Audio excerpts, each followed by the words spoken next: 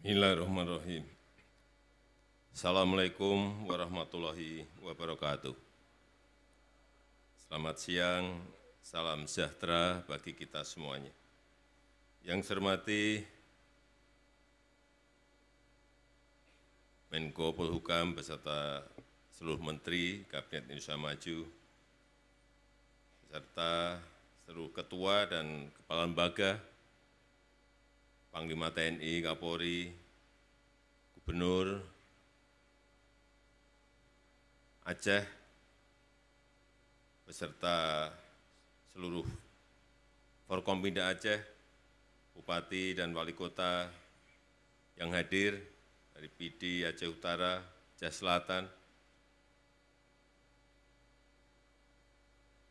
Bapak Ibu hadirin dan undangan yang hadir secara fisik maupun virtual, khususnya para korban dan atau ahli waris korban yang saya hormati. Pada hari ini kita berkumpul secara langsung maupun virtual di Kabupaten Pidi, Provinsi Aceh,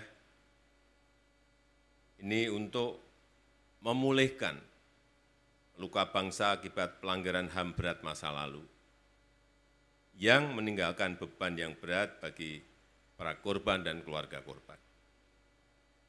Karena itu, luka ini harus segera dipulihkan agar kita mampu bergerak maju.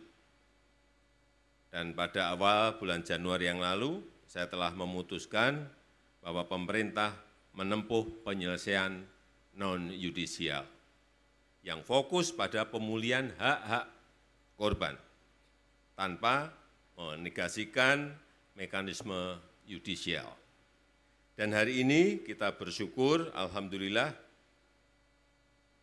bisa mulai direalisasikan pemulihan hak-hak korban pelanggaran HAM yang berat di 12 peristiwa, yang sekaligus menandai komitmen bersama untuk melakukan upaya-upaya pencegahan agar hal serupa tidak akan pernah terulang kembali di masa-masa yang akan datang. Saya mendapatkan laporan dari Bapak Menko Polhukam bahwa